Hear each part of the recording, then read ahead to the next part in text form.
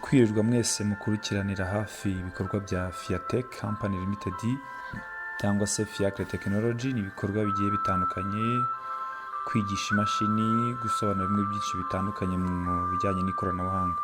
Hanyuma uyu munsi nk'uko benshi mwarimu birarikiwe, tugiye kurebera hamwe code ushobora gukoresha muri telefone yawe, cyane cyane nka hano mu Rwanda, ukabasha accessinga cyangwa se ukabasha kugera kuri serivisi zimwe zitandukanye utiriwe utonda umurongo. Muri make ukabona serivisi wicaye aho uri mu kazi ese mu rugo. Twakomeje kubashimira. Twihuse rero, reka dutangirire kuri iyi code *651 *651. Ni code ikoreshwa cyane nko muri mu Rwanda igihe wifuza kumenya amakuru ku cyangombwa runaka cy'ubutaka. *651 urwego. Hanyuma ubwo ukeneye ibyangombwa ugomba kuba ufite UPI cyangwa se inimero iranga icyangombwa cyangwa se iranga ikibanza, ni urugero. Byose uca ku *651 urwego ugakurikiza amabwiriza. Kode ya kabiri ni *506 urwego. *506 urwego. Iyi kode rero cyangwa se iyi kode, iyi USSD code ikoreshwa n'umuntu wifuza kujya muri gahunda y'ejo heza ijyanye no kuzigamira izabukuru muri RSSB, gutanga imisanzu no kumenya imiterere y'ubwizigame bwe. Ndizera mwayifashe. Kode ikurikiyeho dufite *125 urwego. Iyi kode ikoreshwa igihe wifuza kureba simukadi zikubaruyeho.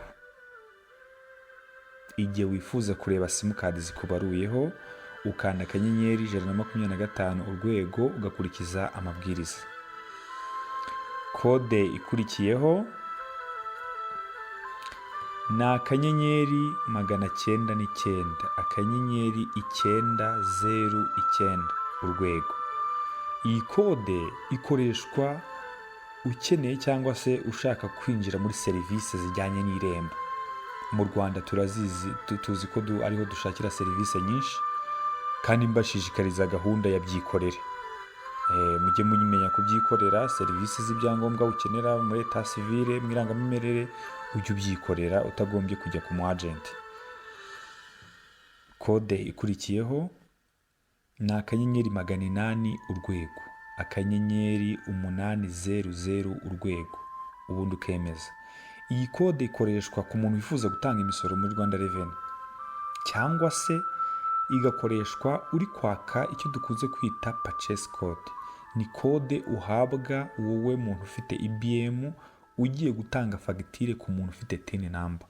Urugero, njye mfite company, iyo ngiye gutanga fagitire ya IBM kuri company runaka cyangwa se ku kigo runaka gifite TIN iyiranga cyangwa umubare uyiranga mu buryo bw'imisoro, mbanza kumuha TIN yanjye akansabira icyo bita purchase code kugira ngo nemererwe kuba natanga fagitire cyangwa se inyemezabwishyu isohokere kuri iyo TIN yabo. Ukanda *800 urwego ukemeza. Kode ikurikiyeho ni *467 urwego. *467 urwego. Iyi kode ikoreshwa n'umuntu ukeneye kureba nimero ye ya Airtel.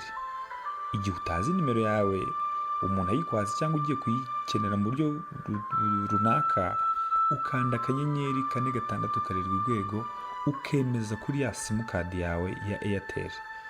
Cyangwa se bamwe hari igihe tuvuga tuti Airtel ni 073, Tigo ni 072, ako zose ziri mu murongo umwe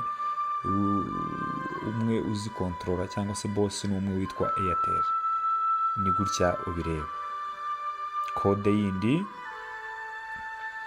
ni *135 8 urwego.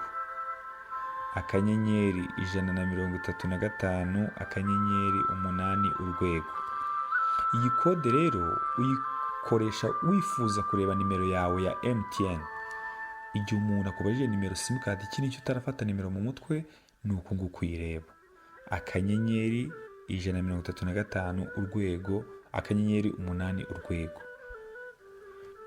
Indi kode ni akanyenyeri 127, akanyenyeri 77 dièse cyangwa se akanyenyeri 127 urwego cyangwa se akadirishya.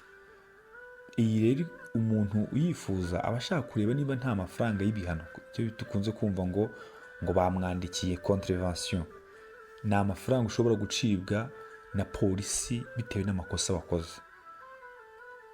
Mbibutsa ko nta mu Rwanda ndetse no ku isi yose tutagomba gutwara twagize gute, twanyweye. Tukirinda kugendera ku muvuduko mwinshi cyangwa se muremure, uko nabivuga, kuko biba biri kujyana mu kaga ubuzima bwawe ndetse n'ubw'inshuti n'abavandimwe. Dukomeze indi kode, akanyenyeri 876 urwego cyangwa se akadirishya. Iyi kode uyikoresha wifuza kumenya amakuru yawe ajyanye n'ubwisungane mu kwivuza, mituelle de santé cyangwa rama, ariyo benshi uyu munsi wa none dukoresha yitwa RSSB, Rwanda Social Security Board, 876. Ibindi byose ugakurikiza amabwiriza, uhitamo n'ururimi ukabikora mu rurimi rukoroheye. Indi kode ni akanyenyeri 720 akadirishya cyangwa urwego. Iyi ni kode rero ikunze gukoreshwa cyangwa se ikoreshwa mu gihe ukeneye kugura amashanyarazi cyangwa se kugura umuriro. Igihe nko ku kanyenyeri 182 urwego byanze, ukoresha 720. Icyiza cy'ibi, inasevinga cyangwa se inabasha kukubikira nimero ya mubazi yawe, ku buryo utaha ugiye kugura ntabwo wongera kuyandika bushyashya, usanga irimo n'amazina. Reka nkomeze mbashimire, mbibutsa ko byose ari ku bufatanye bwa Fiatech Limited Company, ikora ikanacuruza ibikoresho by'ikoranabuhanga ndetse n'izindi serivisi zijyanye n'ikoranabuhanga muri rusange. Turabakunda, mukomeze kugubwa neza, Imana ibarinde. Ariko nkwibutsa gukora subscribe kugira ngo video dushyiraho ujye uzibonera igihe kandi zikomeze kugufasha. Murakoze cyane.